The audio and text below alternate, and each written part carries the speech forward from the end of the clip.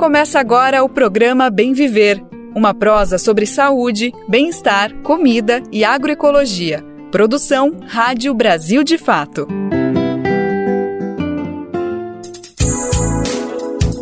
Olá, hoje é quarta-feira, dia 3 de julho de 2024. Bora com mais uma edição? O Bem Viver está no ar para ecoar palavras e sentimentos por uma sociedade mais justa. Eu sou o Afonso Bezerra e sigo com você pela próxima hora para falar sobre agroecologia, alimentação saudável, movimentos populares, saúde e negritude, entre outros temas. Confere agora com a gente os destaques do dia. Governo adia lançamento de plano voltado para a agroecologia. Entidades cobram recursos. Gastronomia sustentável. A gente te convida a entender esse termo na conversa com a cozinheira e ativista indígena Tainá Marajoara. MST reinaugura nova unidade do Armazém do Campo nesta quarta-feira em Brasília. Frentes de trabalho, conheça a proposta dos movimentos populares para a reconstrução do Rio Grande do Sul. Caso em Nova Iguaçu, no Rio de Janeiro, acende alerta para meningite transmitida por caramujo. Grito dos Excluídos completa 30 anos de luta no Brasil, ecoando a mensagem de que todas as formas de vida importam. Ministra Vera Lúcia Santana Araújo, do TSE, diz que a ocupação de seu cargo se trata da efetividade da participação popular.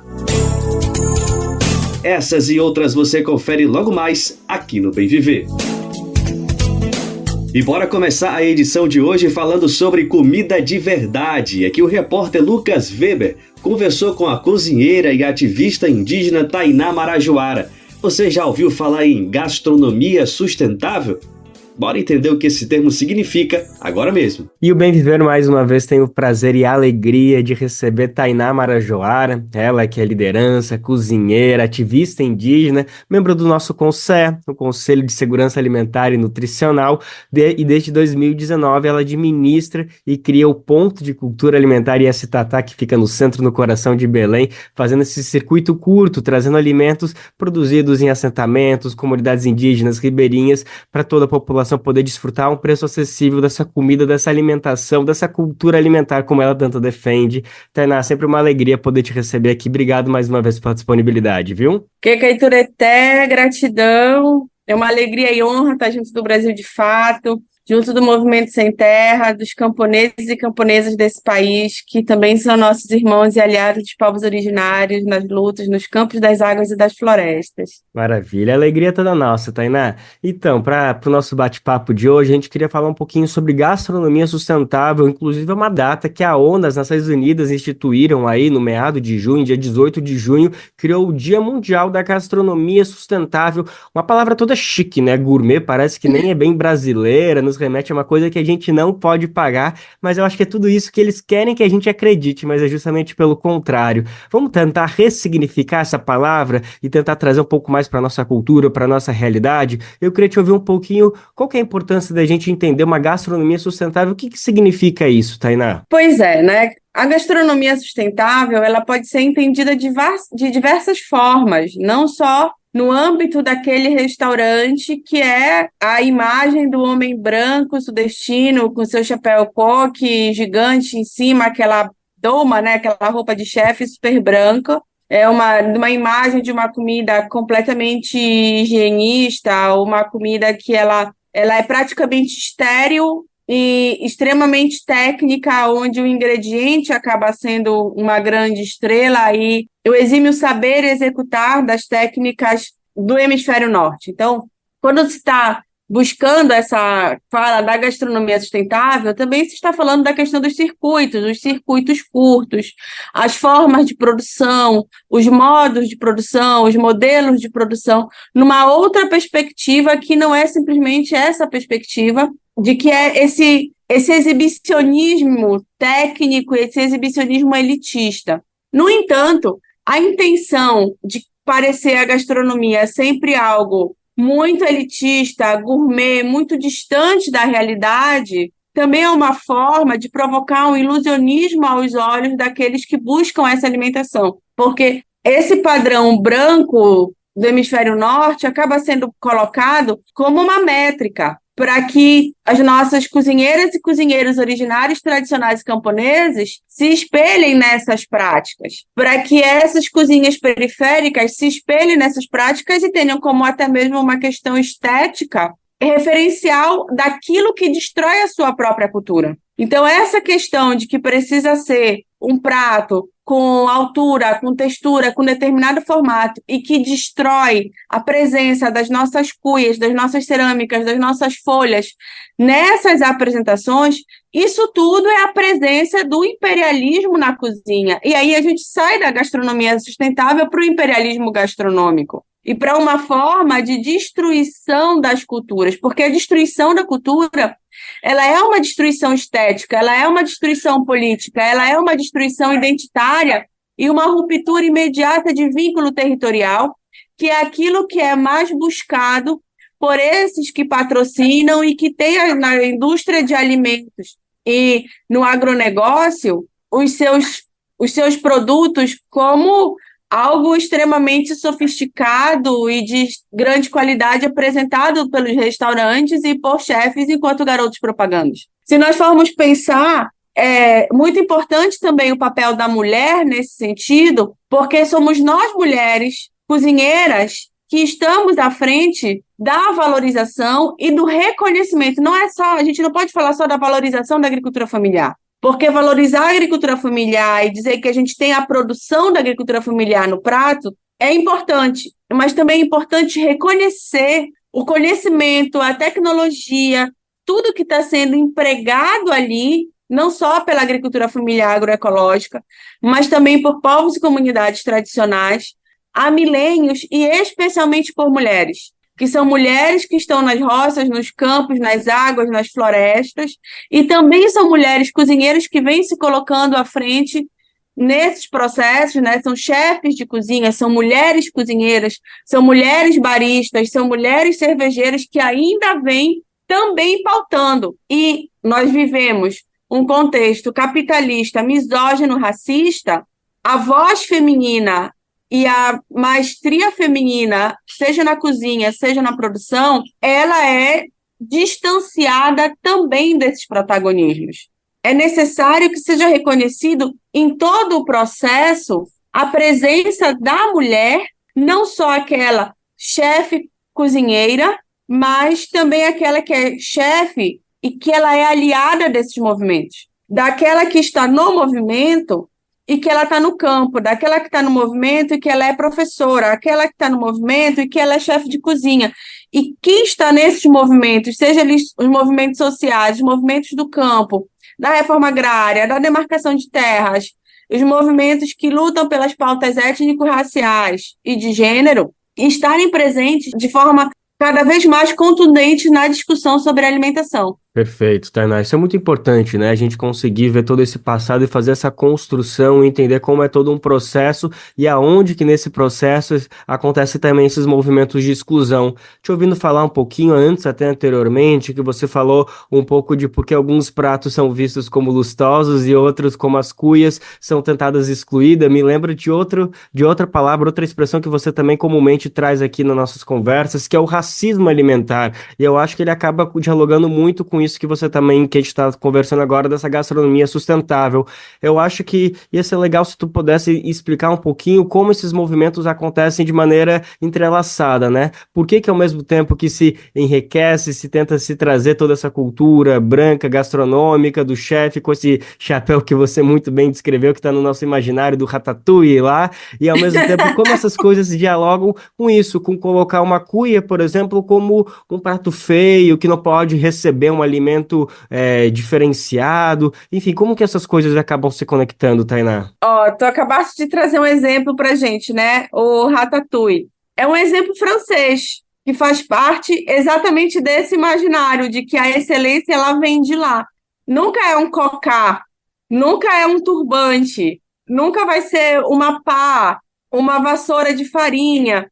Nunca são os nossos utensílios, nunca é o tipiti, nunca é a arupema, vai ser sempre um fouet, vai ser sempre uma outra coisa com nome que a gente desconhece até da nossa realidade.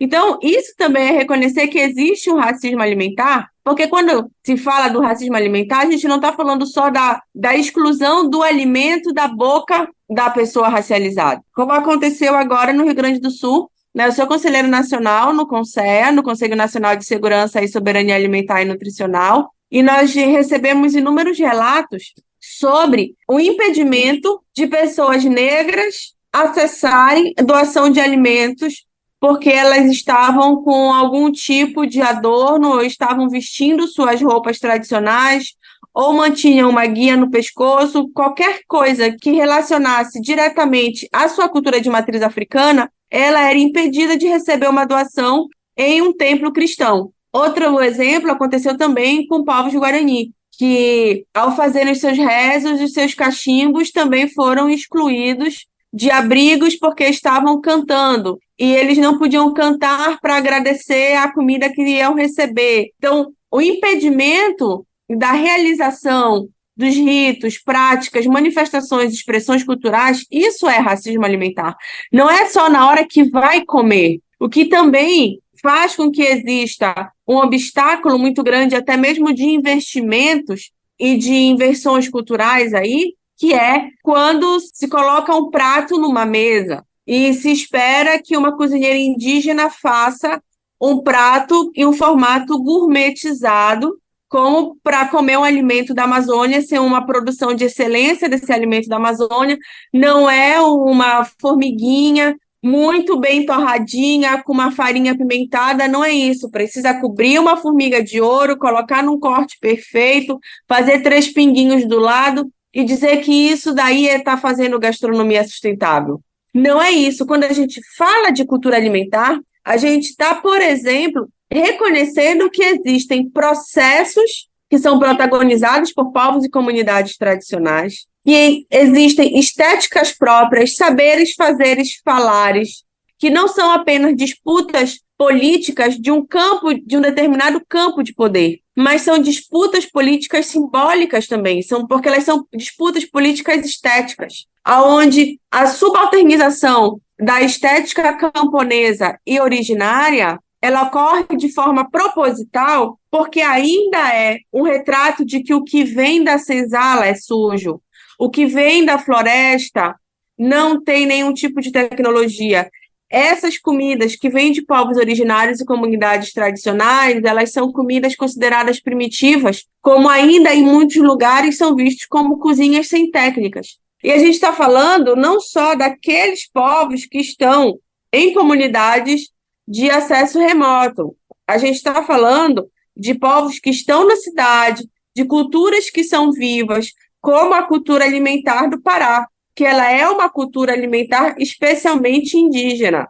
E aí são utilizados termos como herança, de que a gastronomia reconhece a herança dos povos indígenas na cozinha paraense. Não é herança, herança deixa quem está morto e a nossa cozinha está viva. Então, quando se fala de uma gastronomia sustentável, como é esse dia que foi colocado pela ONU, dia 18 de junho, ele versa também sobre esses outros aspectos, especialmente no campo de afirmação identitária e de garantia de direitos, entre eles o direito humano à alimentação e nutrição adequadas e a não precarização do trabalho, que é diferente do que se vê muitas vezes nesses espaços, não só de produção de restaurantes, mas também como de produção de roças e do agronegócio. A gente precisa falar de um processo saudável e sustentável em toda a sua cadeia. Perfeito. Isso é super importante também, né? Toda a cadeia precisa ser sustentável, não é apenas ali naquele momento de entregar o prato. E até então, só para fechar nossa conversa, para terminar de enlaçar esses dois temas aí, tanto gastronomia sustentável como racismo alimentar, você falou que sim, é um debate estético, é sim um debate político e também me parece que é um debate de quantidade. Quando eu digo quantidade, eu digo material, de fartura, né? Por que será que esses pratos aí gourmetizados, que a gente está usando essa palavra erroneamente, né? Gourmetizados aí do chefe Ratatouille, sempre são ali um pouquinho que a pessoa sempre passa fome, enquanto que a gente está defendendo sempre a abundância, a quantidade, que consiga satisfazer. Então me parece que também passa um pouco por aí. Não é à toa que esses pratos são pouca coisa e são muito caros, porque também são formas de exclusão, não é, Tainá? São formas de manutenção de poder e dominação. Então isso é uma presença explícita do colonialismo também no processo alimentar, quando é jogado diretamente para a população empobrecida de povos originários e comunidades tradicionais, especialmente que não tem dinheiro, não tem acesso a comprar outros tipos de alimentos que acabam sucumbindo aos ultraprocessados. Ou ainda essa distribuição de alimentos que é feita, né, tanto em ajudas humanitárias quanto nas escolas com ultraprocessados. E vai sendo transformado isso numa roda viva, aí, num círculo vicioso de greenwashing, de indicadores positivos, quando essa distribuição de alimentos ela é feita, por exemplo, pelas mineradoras, quando ela é feita pelo agronegócio, quando ela é feita por essas empresas transnacionais que causam impactos irreversíveis, que não existe medida compensatória que dê conta deles. Porque exatamente isso, assim como a gente fala da justiça climática, que são esses os principais atingidos, são os que não produzem o carbono, os principais atingidos pelo racismo alimentar e pela insegurança alimentar, se nós formos parar para fazer uma análise, são aqueles que mantiveram a comida na boca do Brasil. Então, se hoje um chefe de cozinha consegue vender um menu degustação acima de R$1.000, é porque existe um mestre, uma guardiã lá no campo, vendendo um alimento num outro custo, mais baixo e tendo seu trabalho precarizado e explorado. A expectativa de vida no campo, ela diminui, enquanto a expectativa de vida de quem tem maior poder aquisitivo e pode comer alimentos melhores e mais saudáveis, ela aumenta. O racismo alimentar, ele passa por todas as dimensões, por todas essas camadas. A concentração de renda, ela é explicitamente um ato racista e de exclusão. E isso faz parte também desses espaços brancos, espaços colonialistas, especialmente espaços sudestinos, onde diz nós vamos salvar a Amazônia, nós estamos reconhecendo o valor da cultura nordestina, nós reconhecemos o valor da cozinha caipira e trouxemos para cima da mesa. Não é isso do que a gente está falando. A gente está falando de uma necessidade urgente, primordial, de descentralização, de ruptura de poderes e de queda do patriarcado, de quebra do capitalismo. E tudo isso de barriga cheia. Tainá Marajoara... Sim, sempre. Sim, por favor. Então, Tainá Marajoara, membro do Conselho de Segurança Alimentar e Nutricional, CONSEA, também fundadora e administradora do Ponto de Cultura Alimentar ISTatá. Mais uma vez, muito obrigado pela disponibilidade para conversar com a gente. Portas abertas, ansioso já para o próximo papo, viu? Que caitureté! Lembre-se, sem veneno sempre, agrotóxico mata, e quem é o maior prejudicado pelos agrotóxicos no país continua sendo nós, os corpos femininos, as mulheres racializadas, os povos e comunidades tradicionais, os povos originários, os povos camponeses. Sempre, o racismo alimentar está presente em todo o processo. Que a gente siga cada vez mais juntos, felizes pelo bem viver. Kekaiturete, saudações caruanas a todos, todas e todos. Maravilha, essa foi Tainá Marajoara, cozinheira, ativista indígena, a gente conversou com ela mais uma vez. Agora o nosso tema foi gastronomia sustentável e como isso se relaciona com outro conceito super importante, o racismo alimentar. E a gente destaca a alimentação mais uma vez aqui no Bem Viver. Isso para destacar a reinauguração de uma unidade do Armazém do Campo em Brasília, nesta quarta-feira. O estabelecimento fica localizado no térreo do edifício Denasa, no setor comercial sul, na região do Plano Piloto. A loja faz parte da rede nacional, organizada pelo MST, o Movimento dos Trabalhadores Rurais Sem Terra. A programação apresenta atividades durante o dia inteiro, começando com uma feira da reforma agrária pela manhã. A partir das 6h30 da tarde, será realizado um ato político e cultural. Marcarão presença parlamentares, representantes de sindicatos, movimentos populares e apoiadores da reforma agrária. Mas as atividades não param por aí. A música também tem espaço garantido. Haverá apresentações do quarteto de forró Caco de Cuia, o violeiro e cantador Pereira da Viola e o rapper Gog. Seguindo a proposta de outras unidades do armazém, o local vai além da venda de produtos oriundos da reforma agrária. Também vai ser possível comprar livros, alimentos e artesanatos de produtores regionais. A rede Armazém do Campo foi criada em 2016 e se tornou referência para quem busca alimento saudável. As unidades oferecem comida de origem orgânica e agroecológica. Atualmente são 25 lojas físicas espalhadas pelo Brasil. Saiba mais informações no site brasildefatodf.com.br ou no brasildefato.com.br. Programa Bem Viver, sua edição diária sobre saúde, bem-estar, comida e agroecologia. Bora lembrar agora um recadinho importante, isso para você saber e compartilhar com outras pessoas. É o seguinte, é possível retransmitir o nosso programa Bem Viver aí na grade de programação da sua rádio preferida. É isso mesmo. E olha, já são 378 emissoras recebendo o nosso programa para fazer a retransmissão em todo o país. A lista dessas rádios está disponível lá no nosso site. Eu quero aproveitar aqui esse momento de recadinho para também mandar um grande abraço, um alô para todos e todas que estão com a gente nessa audiência incrível, numa parceria maravilhosa. Agora o seguinte, se você representa uma emissora e quiser entrar também nessa rede, é super simples.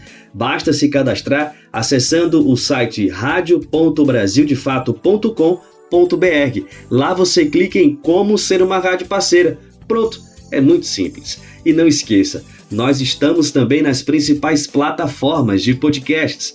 Dá para ouvir o programa no seu tempo, a hora que você quiser. É só acessar o site do Brasil de Fato ou buscar o programa nas principais plataformas de podcasts como Spotify, Deezer e Google Podcasts.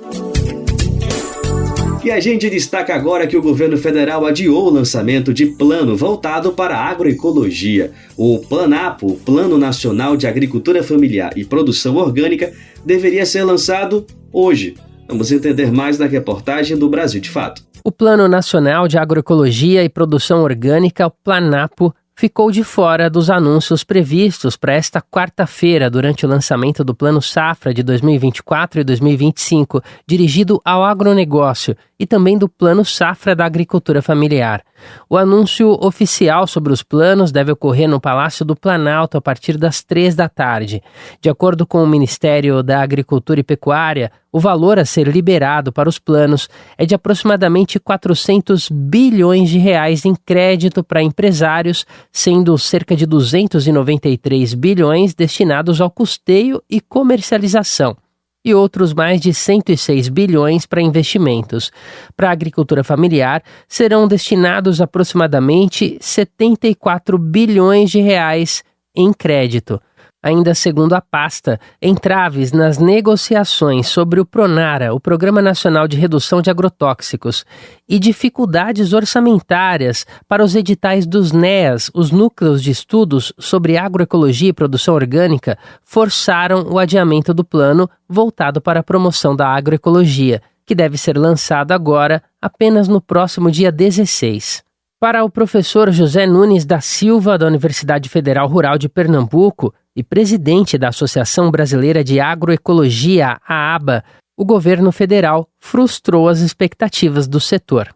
Com a chegada do Lula a esse terceiro mandato, havia uma expectativa que a gente pudesse reconstruir esse apoio aos núcleos, já que no governo Bolsonaro nós não tivemos como manter isso, né? E então, desde outubro do ano de 2023, antes ainda do Congresso Brasileiro de Agroecologia no Rio, nós começamos a fazer um debate, né, uma negociação com o governo em torno da construção desse edital, que é fundamental para a gente seguir com esse trabalho, e até então esse edital não foi publicado.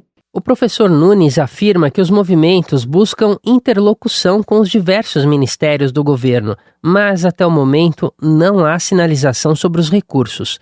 Entidades ligadas à agroecologia lançaram, na última sexta-feira, dia 28, uma carta aberta e um abaixo-assinado subscrito por mais de 300 organizações. No documento, elas cobram do governo federal o anúncio desses recursos e a retomada dos editais, que tem período de execução de 4 anos. Atualmente, são cerca de 200 núcleos em funcionamento. As entidades e organizações afirmam que a não publicação dos editais impactam, a partir da falta de recursos, programas de pesquisa e extensão em agroecologia. As organizações também chamam a atenção para um edital no valor de 50 milhões de reais, anunciado pelo governo federal em novembro do ano passado, durante o Congresso Brasileiro de Agroecologia, que até o momento não ocorreu. como ressalta o coordenador executivo da ONG Agricultura Familiar e Agroecologia e presidente da ANA, Articulação Nacional de Agroecologia, Paulo Petersen. Ele condena a falta de previsão para os novos recursos aguardados pelas entidades. Ele não está falando para um edital, para esse primeiro edital. A gente está falando de recursos por 4 anos. Então, mesmo que tenha um primeiro edital agora, sei lá, que seja de 40 milhões, a gente precisa de editais todo ano. Então, a gente precisa saber quanto que eles estão se comprometendo nos próximos 4 anos, porque o plano é um plano de 4 anos. O Brasil de Fato procurou os Ministérios do Desenvolvimento Agrário, MDA, e de Ciência e Tecnologia, e questionou sobre os recursos dirigidos ao Planapo, especificamente sobre os editais para os NEAs. A pasta da ministra Luciana Santos afirmou que as informações relativas a esses programas devem ser obtidas por meio do MDA, que, por sua vez, informou que não poderia adiantar os anúncios que serão feitos pelo presidente Lula. Sem mencionar o Planapo, o Ministério do Desenvolvimento Agrário, comandado por Paulo Teixeira, do PT, informou que haverá anúncios voltados ao fomento da agroecologia e da agricultura orgânica, abre aspas, com foco em desenvolvimento sustentável e inclusivo no campo, fecha aspas. Os NEAs são os núcleos de estudo sobre agroecologia e produção orgânica e fazem parte das políticas de inclusão e incentivo à agroecologia e produção orgânica, desenvolvidos por meio de parcerias entre universidades e institutos federais, movimentos sociais e populares e organizações da sociedade civil. De acordo com a ABA, Associação Brasileira de Agroecologia, de 2012 a 2016, o governo federal investiu mais de 42 milhões de reais nos NEAs, tendo atendido cerca de 60.800 beneficiários diretos. Paulo Petersen, da ANA, a Articulação Nacional de Agroecologia, reforça a importância dos núcleos de estudos para o setor. Os NEAs eles já comprovaram um efeito muito grande de formação profissional, de pesquisa em agroecologia no Brasil inteiro, né? Ajuda a fortalecer a agenda da agroecologia nas instituições acadêmicas, né? É uma política que custa muito pouco e que tem uma efetividade muito grande. Mesmo apresentando um aumento de 20% no valor total liberado em relação ao ano passado, deputados da bancada ruralista criticaram o volume de recursos do Plano Safra, que consideram insuficientes para atender às necessidades do setor. A Confederação da Agricultura e Pecuária do Brasil negociava um aumento de 30% no crédito para o Plano Safra 2024-2025, chegando a um total de 570 bilhões de reais, o que não ocorreu. Por outro lado, movimentos populares, sociais e povos indígenas questionam a discrepância entre os valores dirigidos ao agronegócio e aos que vão para a agricultura familiar, bem como os para a proteção ambiental dos territórios. No dia 26 de junho, cerca de 200 indígenas fizeram uma manifestação em Brasília justamente para questionar a distribuição dos recursos do Plano Safra.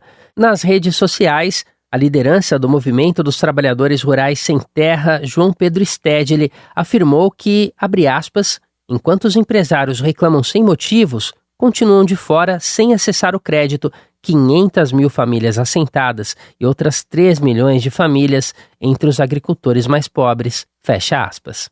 Da Rádio Brasil de Fato, com reportagem de Leonardo Fernandes, em Brasília. Locução, Douglas Matos.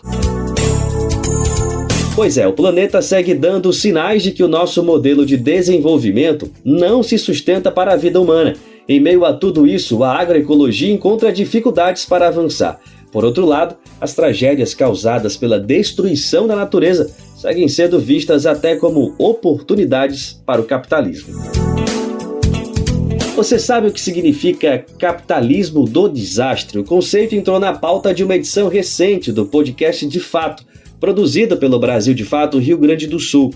Vale demais conferir e entender o termo diante de uma análise crítica sobre a situação no estado. É que após as enchentes, várias ações emergenciais precisam ser feitas, a exemplo das pessoas que perderam suas casas. Mas com o avanço do chamado capitalismo do desastre, gestores públicos e privados enxergam oportunidades de lucro diante das crises, ou seja, tiram proveito de catástrofes para maximizar seus lucros ou mudar regulamentações antes consolidadas. O termo começou a ser mais utilizado após a escritora Naomi Klein publicar um livro sobre o assunto em 2007. Olha só, gente. Esse cenário de capitalismo do desastre entrou no debate do podcast De Fato sem deixar proposições de lado. É que movimentos populares apresentaram uma proposta de frentes de trabalho para as ações emergenciais. A iniciativa foi apresentada para amenizar a situação causada pela tragédia e criar 30 mil empregos no estado. O advogado socioambiental Mauri Cruz, que é conselheiro do Centro de Assessoria Multiprofissional, falou sobre a proposta.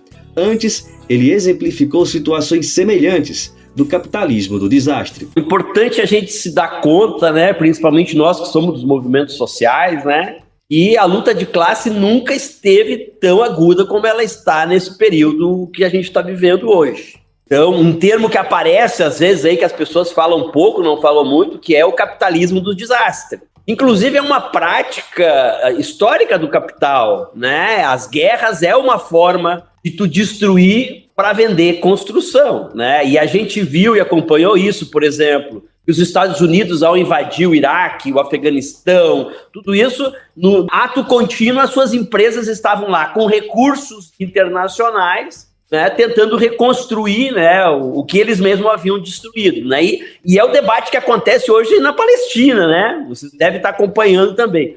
Então, assim, por que isso é importante a gente colocar nisso? Porque no momento que acontece uma tragédia, toda a mídia trabalha o tema da solidariedade e tal, o capital não vai para casa. O capital, ele olha aquilo como oportunidade, né?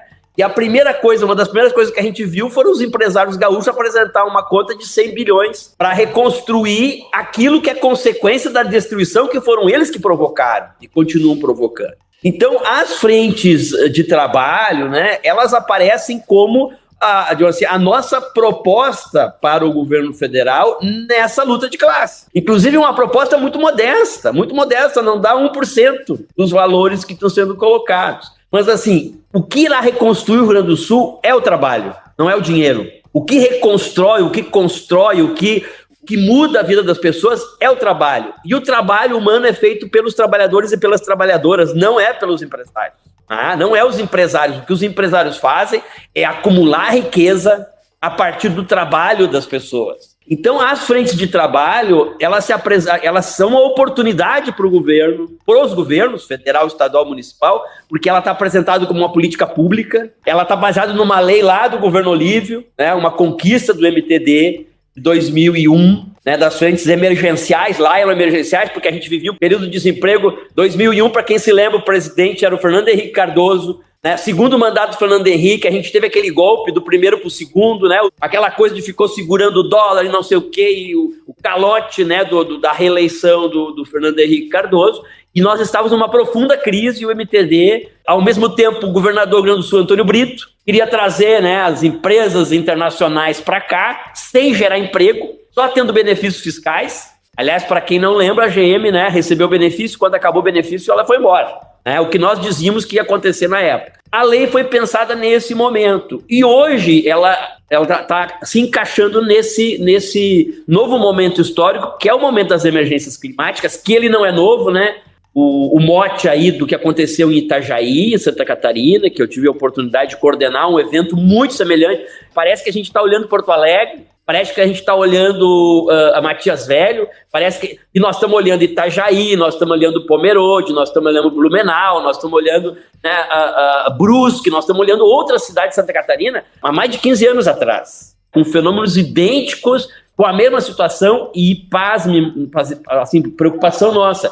Boa parte dos recursos prometidos não foram entregues no tempo, as casas não foram construídas, as pessoas ficaram em abrigos por mais de 5 anos, as pessoas acabaram tendo vidas completamente fragilizadas, que é a grande preocupação nossa. Então, só para encerrar, a ideia das frentes emergenciais, né, nós estamos propondo 30 mil vagas nas frentes emergenciais por, no mínimo, 6 meses, um salário mínimo, mais ajuda de cesta básica, para que trabalhadores e trabalhadoras que irão reconstruir o Rio Grande do Sul sejam remunerados e remuneradas para isso. Claro, isso aí organizado e coordenado principalmente pelo MTD, né, o Movimento de Trabalhadores e Trabalhadoras por Direitos, mas com uma rede de organizações e movimentos sociais que sempre estão, né, nessa linha. Estamos nessa batalha, são aproximadamente 360 milhões de reais, ou seja, não chega nem meio bilhão, né, sendo que os empresários pediram 100 bilhões, e estamos aí, né, pleiteando dialogar com o governo federal, estadual e municipais para que a gente ponha em prática nossas frentes de trabalho.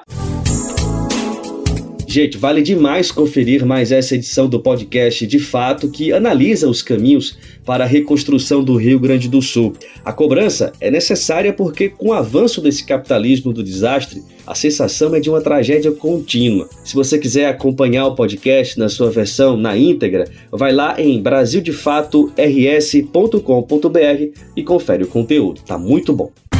Brasil de Fato, uma visão popular do Brasil e do mundo. Leia e ouça as informações que mais interessam no seu dia. Política, economia, direitos humanos, cotidiano, saúde e cultura, tratados com pluralidade e diversidade. Jornalistas, articulistas e movimentos populares reunidos em um só veículo. Esse é o Brasil de Fato. Conteúdos em texto, áudio e vídeo que informam e contribuem na luta por uma sociedade mais justa e fraterna. Quer ficar por dentro? Então acesse brasildefato.com.br.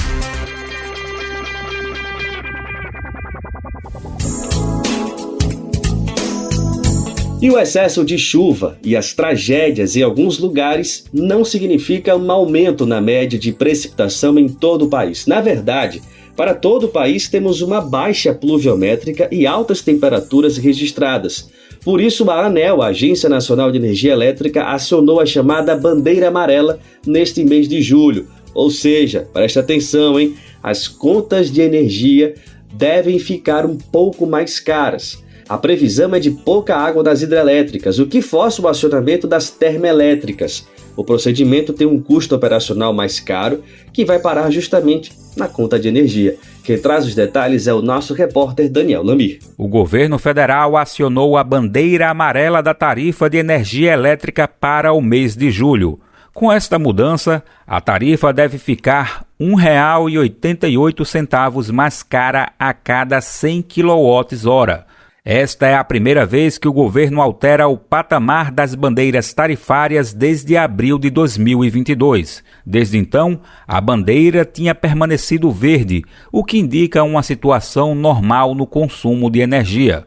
De acordo com a ANEEL, a Agência Nacional de Energia Elétrica, a mudança foi motivada pela previsão de altas temperaturas no inverno com chuvas abaixo da média até o final do ano. Também foi mencionada a expectativa de crescimento da carga e do consumo de energia no mesmo período. A ANEEL explica ainda que a previsão de pouca água nas hidrelétricas deve forçar o acionamento das termoelétricas, que tem um custo operacional mais caro. E isso, segundo a agência, influencia justamente o preço final repassado ao consumidor. O sistema de bandeiras foi criado em 2015. A verde indica normalidade, a amarela, reajuste nos valores e a vermelha, situação mais crítica com a maior cobrança de tarifa.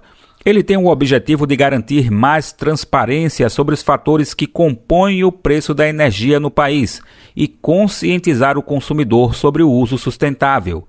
Em comunicado, a ANEEL reforçou que, com o sistema de bandeiras, o consumidor consegue fazer escolhas de consumo que contribuem para reduzir os custos de operação.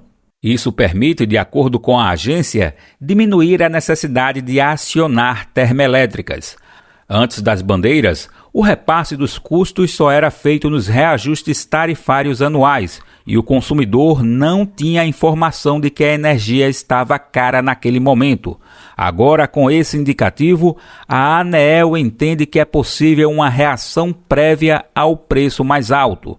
Em março, a agência reduziu em 37% o valor da bandeira amarela. A diminuição foi influenciada, na época, pelas projeções de uma oferta de água mais favorável e pela grande oferta de energia renovável. Outro motivo apontado foi o comportamento dos preços dos combustíveis fósseis no mercado internacional. Do Recife, da Rádio Brasil de Fato, locução Daniel Lamir. É óbvio que o aumento força a economia no consumo de energia elétrica, mas com ou sem aumento na conta, vale sempre um uso consciente de qualquer que seja a nossa fonte energética. Economizar nesse caso significa evitar ainda mais danos ao nosso planeta. Qual foi a última vez que você ajudou a salvar uma vida?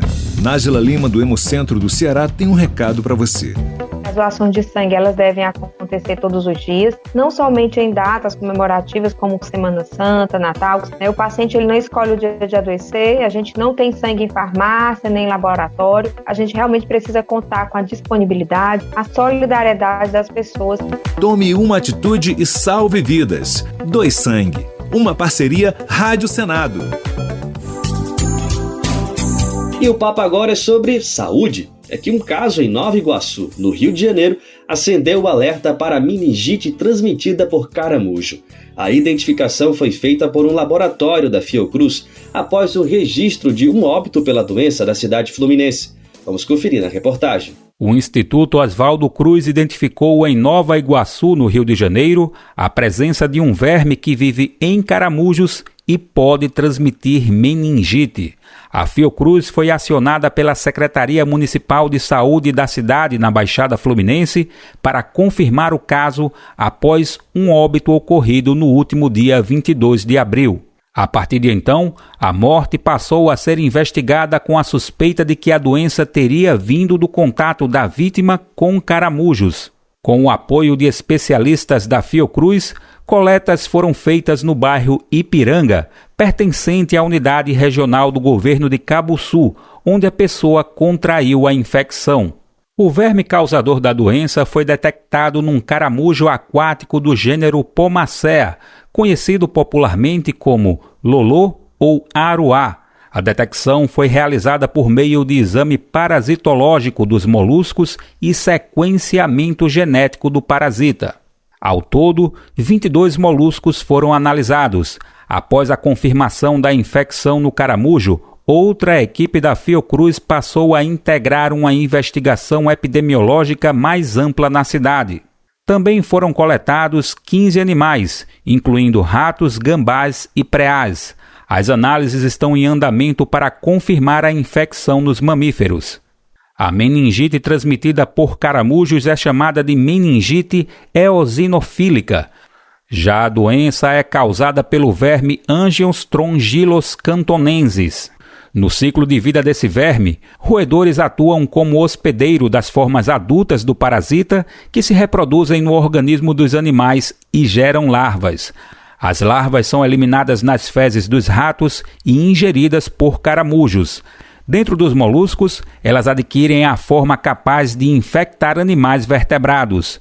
A infecção humana ocorre quando as pessoas ingerem um caramujo infectado ou o muco liberado por ele, contendo as larvas do verme. A dor de cabeça é o sintoma mais comum da doença. Rigidez da nuca e febre, que são comuns em outras formas de meningite, ocorrem apenas em parte dos casos de meningite eosinofílica. Alguns pacientes apresentam ainda distúrbios visuais, enjoo, vômito e parestesia persistente, como por exemplo sensação de formigamento ou dormência. Na maioria dos casos, o paciente se cura espontaneamente. Mas o acompanhamento médico é importante porque alguns indivíduos desenvolvem quadros graves que podem levar à morte. O tratamento busca reduzir a inflamação no sistema nervoso central e aliviar a dor, além de evitar complicações. Por causa da grande reprodução e larga distribuição no país, o caracol gigante africano tem um papel importante na disseminação da doença. Para combater esse vetor, o indicado é realizar a catação manual dos caramujos, da seguinte forma: recolher os caramujos usando luvas ou sacos plásticos para proteger as mãos, colocá-los em recipiente com água fervente por 5 minutos, quebrar as conchas e enterrá-las. Eles podem ser jogados no lixo, lembrando apenas que as conchas não devem ser descartadas inteiras. Outros cuidados importantes são não ingerir moluscos crus ou mal cozidos, incluindo caracóis terrestres, lesmas e caramujos aquáticos, e lavar bem frutas e verduras. O ideal é deixar de molho por 30 minutos em mistura com 1 litro de água e 1 colher de sopa de água sanitária, enxaguando bem em água corrente antes do consumo. Da Rádio Brasil de Fato, com informações da redação no Rio de Janeiro e do portal da Fiocruz. Locução, Daniel Lamir.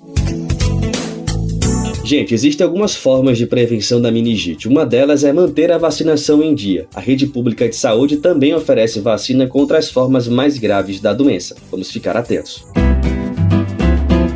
Você está ouvindo o programa Bem Viver, uma prosa sobre saúde, bem-estar, comida e agroecologia.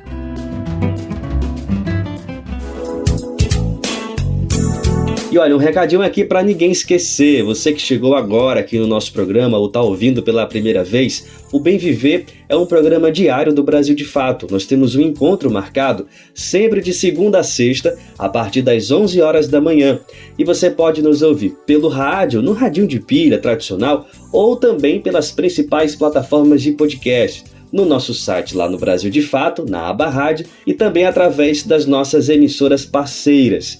E olha só, para quem estiver na Grande São Paulo, o Bem Viver também é transmitido pelo DAIO, pelo radinho tradicional, pela Rádio Brasil Atual 98,9 FM. Sintoniza aí com a gente, hein? Já para o mundo inteiro, nós estamos na internet, na nossa rádio web, como eu falei agora há pouco, no nosso site radio.brasildefato.com.br.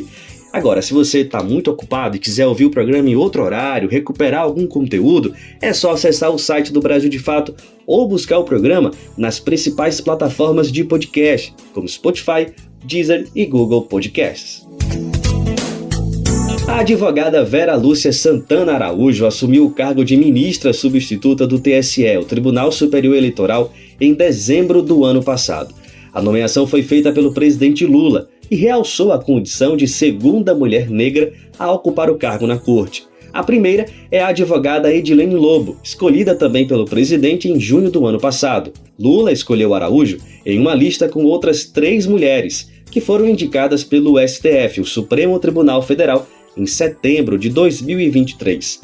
Araújo tem experiência com movimentos populares, trabalhou nas esferas privada e pública do direito. Ela ocupou, inclusive, cargos jurídicos no âmbito da Administração Pública Federal e do Distrito Federal. Como ativista comprometida com o movimento negro, desempenhou um papel significativo no MNU, o Movimento Negro Unificado. Ouvida pela repórter Rafaela Ferreira, do Brasil de Fato do Distrito Federal, a ministra afirmou que ocupar o cargo não se trata simplesmente de representatividade. Para ela, é também a efetividade da participação da população negra do Brasil em espaços de poder. Eu acho que assim, a gente fala em representatividade, acaba remetendo um pouco para um caráter simbólico, que não pode ser no simbólico. Não é representatividade, é efetividade da participação de toda a gente brasileira, até porque nós negros e negros somos maioria do povo, né? Então não é uma mera representatividade, é a efetividade, né, da nossa presença nesses espaços. A ministra falou ao Brasil de Fato do Distrito Federal na última segunda-feira, dia 1º, no Conselho Federal da OAB, a Ordem dos Advogados do Brasil. Ela conversou com a nossa repórter após a aula magna do programa Esperança Garcia, curso preparatório para carreiras da advocacia pública, direcionado às pessoas negras. A ministra defendeu a importância de uma insurgência diária para a mobilização e transformação da nossa sociedade. É isso, fazer ativo, proativo, provocador, reivindicatório, articulador de todos os sistemas institucionais, de denúncias também, entendeu? E de uso legítimo de todos os mecanismos que a gente tem de combate às desigualdades e de denúncia dos preconceitos que são excludentes.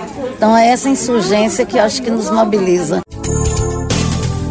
Na ocasião, Vera Lúcia também pontuou que é a militância e o movimento negro que podem auxiliar na mudança de um cenário jurídico, um espaço ainda majoritariamente branco. Mas aí são todos os tribunais, não é uma exclusividade. Eu acho que o TSE está fazendo a sua participação, sua contribuição, não é, no rompimento dessas barreiras. Então, naturalmente, é um orgulho muito grande de fazer parte desse processo. O programa Esperança Garcia é uma iniciativa criada pelo Instituto de Referência Negra Peregum, isso a partir de chamamento público da Advocacia Geral da União e Ministério da Igualdade Racial. Mais de 3 mil pessoas negras se inscreveram no programa que visa colaborar para um sistema de justiça mais democrático, equânime e comprometido com a luta antirracista. De acordo com o IBGE, 56% da população brasileira é composta por negros e negras. Mas no âmbito da Advocacia Geral da União, 44% dos membros são homens brancos. Já as mulheres negras respondem por apenas 6% do quadro. E neste ano de 2024, o Grito dos Excluídos e Excluídas completa 30 anos de existência. Há uma história e resistência a partir de manifestações populares para conscientizar e lutar por justiça no país. Vamos destacar um pouco dessa trajetória na reportagem de Jean Silva, do Brasil de Fato, Minas Gerais. A locução é do nosso colega Douglas Matos. Em 2024, o Grito dos Excluídos e das Excluídas completa 30 anos. Com 3 décadas de história e resistência a partir de manifestações populares carregadas de simbolismo, a mobilização já tem debatido para esse ano as ações e objetivos que serão estabelecidos para justamente promover a conscientização e a luta por justiça social e climática nos territórios brasileiros. E o lema deste ano é: todas as formas de vida importam, mas quem se importa? Com um tom crítico ao sistema econômico vigente, que, segundo os integrantes, é o responsável pelas crises ambientais, que afetam principalmente os mais vulneráveis. Quem explica é Jair Gomes, membro da comissão organizadora do Grito dos Excluídos e Excluídas de Belo Horizonte. Inclusive, o Papa Francisco tem sido um grande militante nesse aspecto, né? Chamando a atenção da sociedade e das lideranças mundiais, né, dos governantes, para essa questão climática, a questão do meio ambiente. E só que na prática a gente vê o interesse privado, né, e capitalista prevalecer, né? Ou seja, os grandes investidores, os grandes empreendimentos nem sempre favorecem a preservação da vida, né? São várias questões que não estão, devido ao interesse meramente capitalista e financeiro, se esquecem de preservar a vida, né? O integrante da comissão organizadora do Grito lembra que, dia 18 de junho, foi realizada a primeira reunião anual para debater os planos futuros da próxima Marcha do Grito na região metropolitana de BH. Neste próximo encontro, serão debatidos os temas que vão pautar o tradicional seminário de preparação para a marcha, que ocorre tradicionalmente no dia 7 de setembro. Em relação à nossa primeira reunião de organização do Grito dos Excluídos e Excluídas BH, a gente, na verdade, foi a primeira reunião, né? E aí a gente tentou compilar algumas ideias que foram propostas, mas não definimos nada ainda. Foram criadas comissões, sabe? Foram criadas várias comissões, né? Comissão de comunicação, infraestrutura, comissão de metodologia. Essas comissões é que irão definir quais serão nossos temas a serem abordados. Então, nesse sentido, né, já marcamos a nossa próxima reunião para podermos dar sequência a essas questões, né? Avaliar o que as comissões já conversaram e também começar a planejar os temas que serão tanto tratados também no seminário, que a gente também tradicionalmente em Belo Horizonte, a gente todo ano realiza o seminário em preparação para o Grito, né? E a partir do seminário a gente vai começar a construir a marcha do Grito para o dia 7 de setembro. Jair Gomes também detalha os eixos que já foram definidos para o próximo Grito. Foi o eixo 1, que é o Grito, né? 30 anos de denúncia, resistência e anúncio, que é o que eu te falei anteriormente sobre a questão dos 30 anos do Grito, né?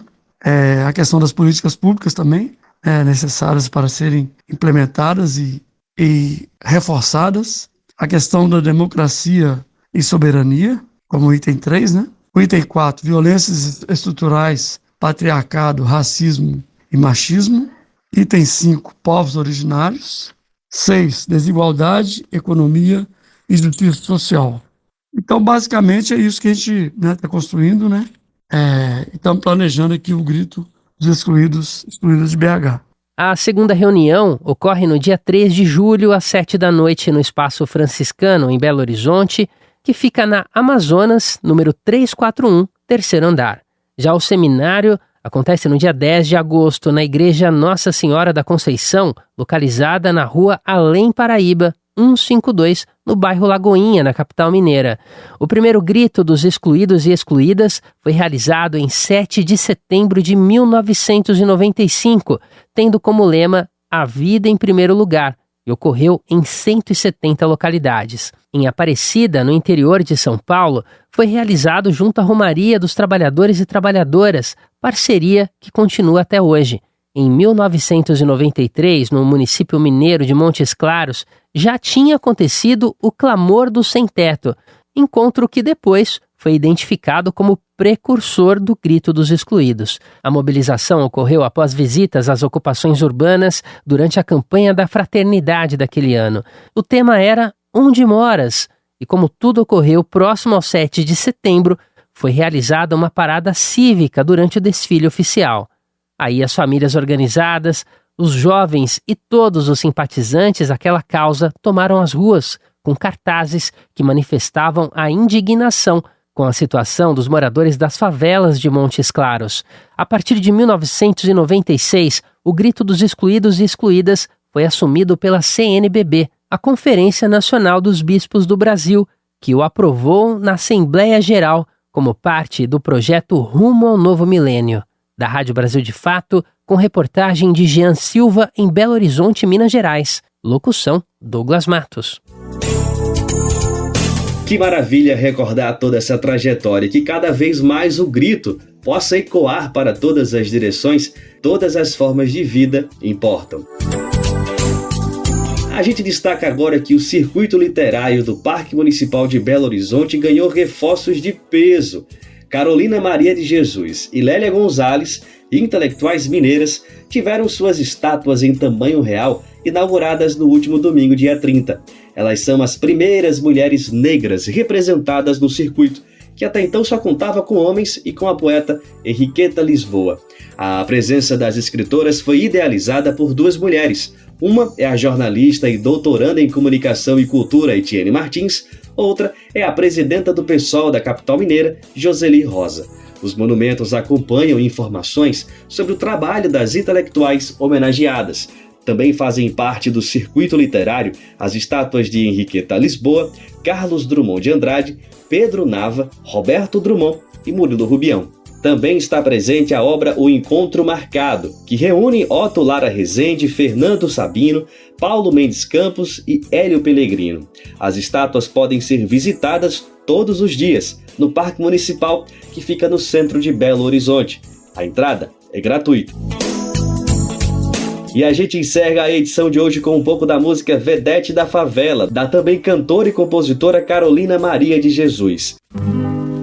Salve ela, salve ela. Salve ela, a vedete da favela. Salve ela, salve ela. Salve ela, a vedete da favela. Conhece a Maria Rosa, ela pensa que é a tal. Ficou muito vaidosa, saiu seu retrato no jornal. Salve ela, salve ela, a vedete da favela. Salve ela, salve ela, a vedete da favela. Maria conta vantagem que comprou muitos vestidos, preparando a sua bagagem, vai lá para os Estados Unidos. Salve ela, salve ela. A edição do Bem Viver desta quarta-feira fica por aqui, mas você pode nos ouvir na Rádio Brasil Atual 98,9 FM na Grande São Paulo ou no site radio.brasildefato.com.br. O programa vai ao ar em diversas rádios pelo país. A lista completa de emissoras que retransmitem o Bem Viver você encontra no nosso site, na matéria de divulgação diária do programa. E nós aproveitamos aqui para agradecer a esses veículos parceiros e a você também pela audiência. O Bem Viver também fica disponível como podcast do Spotify, Deezer, iTunes e Google Podcasts. A apresentação do programa hoje foi comigo, Afonso Bezerra. O roteiro com meu colega Daniel Lamir. Edição e produção de Camila Guiar, Daniel Lamir e Douglas Matos. Trabalhos técnicos de Lua Gattinone, Adilson Oliveira e André Paroche. A coordenação de rádio e TV é de Monize Ravena. A diretora de programas de áudio é Camila Salmásio. A direção executiva, Nina Fidelis. O apoio é da equipe de jornalismo do Brasil de Fato. Você ouviu o programa Bem Viver, uma prosa sobre saúde, bem-estar, comida e agroecologia. Produção Rádio Brasil de Fato.